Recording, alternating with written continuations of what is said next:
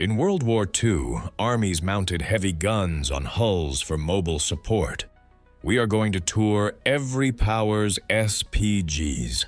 Let's start with the first in the list, Germany. Low casemates and tracked howitzers kept German firepower moving with panzers and infantry. Built for infantry support on a Panzer III chassis, the StuG III carried a fixed gun in a low hull. Longer 75mm guns later turned it into a feared ambush killer that was hard to spot. A StuG superstructure on the Panzer IV chassis kept output flowing when factories were stretched. It fought like the StuG III, staying low, hitting hard, and trading turret flexibility for simpler production.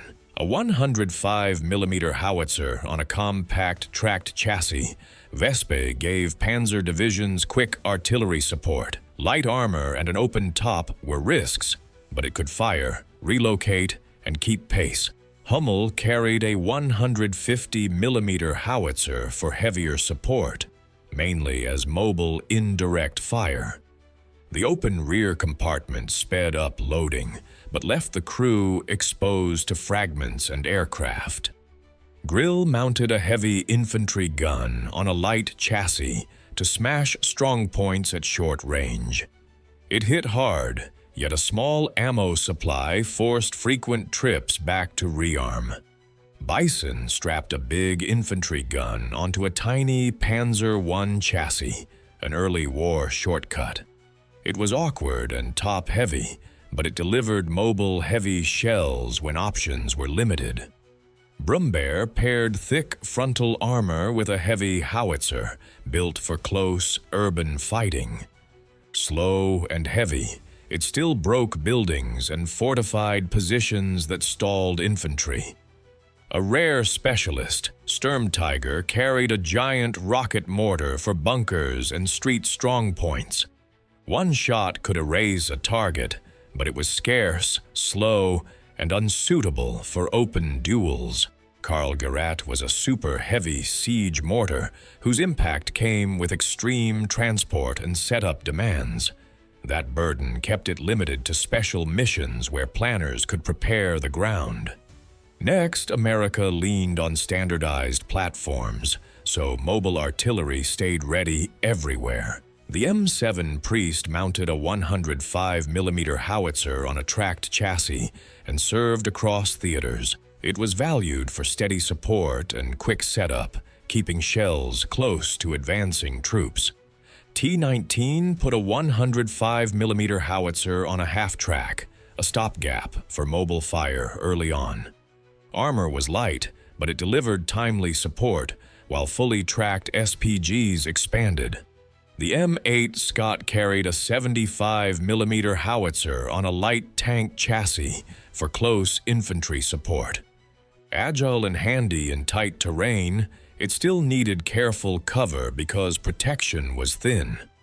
This Sherman variant carried a 105mm howitzer for high explosive work, not tank duels. It helped clear roadblocks and strong points, giving units turreted support that stayed with the line. M12 mounted a 155mm gun and used a rear spade to control recoil during firing. In Europe, it hit hard targets and fortifications when towed guns were slow to shift. The M40 was a late-war 155mm carrier with improved layout and better mobility than earlier heavy SPGs. It hinted at post-war thinking, big guns on tracks, built to move and fire repeatedly. Moving on, in the East, Soviet SP guns were built for breakthroughs and constant movement. The Su-76 was a light, used SP gun that often worked as infantry support and a flexible field piece. Thin armor and an open top demanded cover, but its mobility and numbers made it common. Su-122 mounted a 122mm howitzer on a medium chassis to batter strong points during assaults. It excelled at high explosive work, backing tanks against trenches, houses, and field defenses. With an 85mm gun in a fixed casemate, the Su-85 answered tougher enemy armor in mid-war battles. It gave units reach and anti-tank bite without adding complex new mechanics. Su-100 added a 100mm gun and earned a strong late-war tank killer reputation at longer ranges. It stayed in service after 1945, a sign that the simple concept worked. A 152mm gun howitzer on a heavy chassis, the Su-152 was built to smash fortifications and hard points. Its shell weight meant even near hits could disable vehicles through shock and damage. ISU-152 carried the same heavy caliber on the IS chassis, giving assault units a tougher base. In defended lines and cities, it acted as a rolling demolisher. ISU-122 swapped in a 122mm gun for strong long-range direct fire against armor and positions. The rate of fire was slower, but accuracy and punch made it trusted in late offensives. The Soviet Su-57 was the Lend-Lease T-48, a 57mm gun on a light, fast carrier. It worked best for quick reactions and flanking support, where speed mattered more than armor. If you enjoy this hardware tour, subscribe for more calm World War II machine guides, one category at a time. Next on the list, Britain leaned on practical conversions and steady mobile guns. Bishop boxed a 25-pounder into a tall armored housing on a tank chassis, a fix. Limited elevation and that high silhouette made it awkward, but it filled an urgent gap. Sexton put the 25-pounder into a cleaner, open-topped layout that crews could work comfortably. It became a trusted workhorse, offering dependable mobile artillery support through late-war operations. British units also used the M7 Priest as mobile artillery, taking advantage of its reliability and speed. The open top helped gun handling, though it increased exposure to fragments and aircraft. Deacon mounted a 6-pounder on a protected carrier meant for desert ambush shots. It could sting armor from cover, then relocate fast, because a long fight was risky. Archer carried the 17-pounder facing backward, enabling a quick retreat right after firing.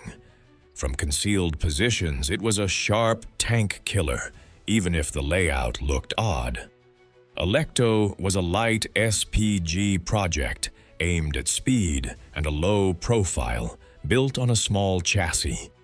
It arrived too late and in too few numbers, but it shows the idea's appeal. Italian SPGs stayed low and practical, built for support, then pushed into anti-tank work. This tiny gun carrier helped with scouting support and quick ambushes in broken terrain. By late war, it was undergunned and lightly armored, so surprise mattered most. The 75-18 was Italy's classic assault gun, valued for high explosive fire and a low silhouette. It supported infantry attacks well, and from cover, it could be dangerous beyond its size. With a longer 75mm gun, the 75-34 leaned more toward anti-tank work on open ground. It saw fighting in 1943 and later service under German control after the armistice. Basotto carried a 105mm gun in a more capable package, offering strong support fire and useful direct shots. Numbers were limited, yet it earned respect as one of Italy's best late-war tracked guns. This mount paired a powerful 90mm gun with thin protection and limited onboard ammunition. Used carefully at range, it could threaten heavier armor, but it could not take return fire. A late, rare tank hunter, the 75/46 aimed for higher velocity performance on a compact hull. Too few were built to matter broadly, but it hints at Italy's late war direction. Finally, Japan fielded a smaller, rarer SPG lineup shaped by terrain and limited industrial output. Type II WWII was a short gun support vehicle meant to throw high explosive at infantry positions and fieldworks. It was not designed for heavy tank duels, so crews relied on cover and angles. Honi.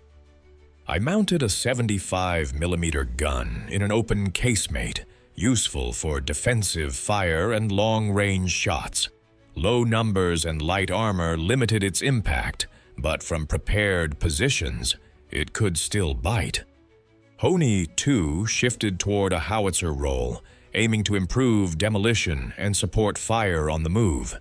It stayed niche and exposed, so it worked best behind the main line, not up close. Horo mounted a 150mm howitzer on a tank hull, giving heavy blasts in a very exposed fighting position. It was rare and vulnerable, so crews fired short missions from cover, then displaced quickly. Across every front, self-propelled guns kept heavy fire close behind advancing troops. From StuGs to Semoventes, these guns kept artillery close to the fight. Which machine impressed you most? Comment, then subscribe.